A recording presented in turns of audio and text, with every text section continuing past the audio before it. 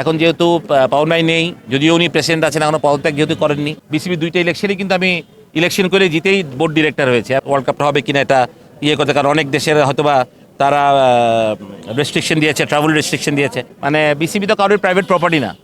তো বিসিবিতে ডেফিনেটলি যাকে প্রয়োজন, যারা থাকবে, আজকে আমরা ছিলাম বা আমরা আছি এখনও, আমরা থাকি কি থাকি না এটা তো সময় বলে দিবে, বা যারা আসবে মোস্ট ওয়েলকাম।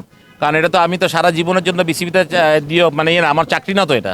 আমি একটা অনারি জব করি, এবং আমি কিন্তু যদি জানেন যে আমার ভোট ইলেকশন হয় না, আমি কি ইলেকশন করে জিতেছি। সুতরাং আমি জানি না কী হবে, বাট যেভাবেই হোক, ভালো কিছু হোক, ভোট ভালোভাবে চলুক, উন্নয়ন হোক, সেটাই আমরা সবাই চাই, আর কিছু না। সেটা একটা প্রাথমিক আলাপ হয়েছে, সেই আলাপটাকে নিয়ে আমরা একটু এক্সেপ্ট করতে হবে। আমাদের কনস্টিটিউশন কী বলে, লিগ্যাল অ্যাডভাইস কী বলে, এগুলো দেখে তাকে একটু জানাতে হবে।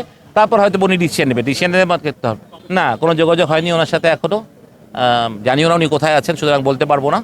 তো যদি যোগাযোগ হয় তাহলে কথা বলতে পারবো। বাট এখন যেহেতু পাওয়ার ভাই নেই, যদিও উনি প্রেসিডেন্ট আছেন, এখনও পদত্যাগ যেহেতু করেননি, বাট আসিফ মাহমুদ এসছেন অ্যাজ এ উপদেষ্টা ক্রীড়া এবং যুব ক্রীড়ার এসছেন উনি। তো উনি ডিসিশন নেবেন কী হবে না হবে, এটা ওনার উপরে।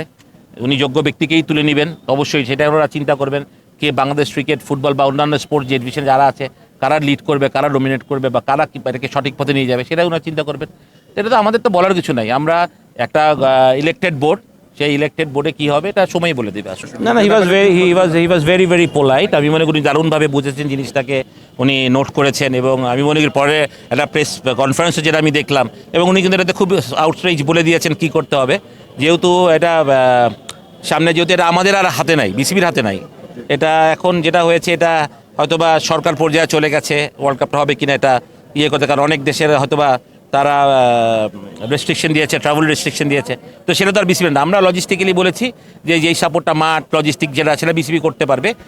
এখন এটা সরকারের উপরে যাবে, তারা এটাকে ডিসিশন নেবেন। এবং উনিও আশ্বস্ত করেছেন, উনি একটা কথা বলেছেন যে প্রধান উপদেষ্টা উনি খুবই স্পোর্টস লাভার মানুষ, তো ওনার সাথে কথা বলে এটাকে তাড়িত ওনারা চেষ্টা করবে যে যত তাড়াতাড়ি এটাকে সমাধান করা যায়। তাই উইশ যে ওনারা তাড়াতাড়ি করতে পারে, এবং বিশ্বকাপটা বাংলাদেশ হোক, আমাদের দেশের ভাবমূর্তির ব্যাপার থাকবে। সেটা সত্যি কথাই যে এই দেশে আমরা যেটাই হয়েছে, তারপর যে বাংলাদেশ গুছিয়ে আবার এগোতে পারে, এটাই সবচেয়ে বড় ব্যাপার। তো ওয়ার্ল্ড কাপটা একটা সিগনিফিকেন্ট ব্যাপার হবে এই সময়ের মধ্যে, যদি আমরা করতে পারি। না করতে পারলে উই আর আনলাকি, সত্যি কথা বলতে গেলে। বাকি এরকম আর কিছু না, এটা এখন তাদের ঘরেই আসলে। আশা করি যে দেশের পরিস্থিতি অনেক ভালো হয়ে যাবে, সেটাই আমরা সবাই কাজ করি। আমরা যারা খেটে খাওয়া মানুষ আছি, কাজ করি, আমাদের আর অন্য কোনো দাবি নাই। আমরা যাতে দেশ ভালো হয়, সব দিকে সব কিছু ভালো থাকে, সেটাই আমরা চাই। আমরা ভালো থাকি, দেশের সাধারণ মানুষ ভালো থাকুক। মানে যেখানে আপনি আজকে এত কিছু পুড়ে গেছে, নষ্ট হয়ে গেছে, সেখানে তো কেউ না কেউ তাদের রোজগার ছিল, ঠিক না? তাদের কি হবে আমরা তো কেউ চিন্তা করছে। কেউ আমরা একবারও আমি দেখিনি টিভিতে খুলে কথা বলছে যে সেই প্রতিষ্ঠানের যে একটা এমপ্লয়ি, সে 25,000 টাকা বেতন পেত, তার সংসারটা কীভাবে চলে, তার তো 2টা বাচ্চা থাকতে পারে।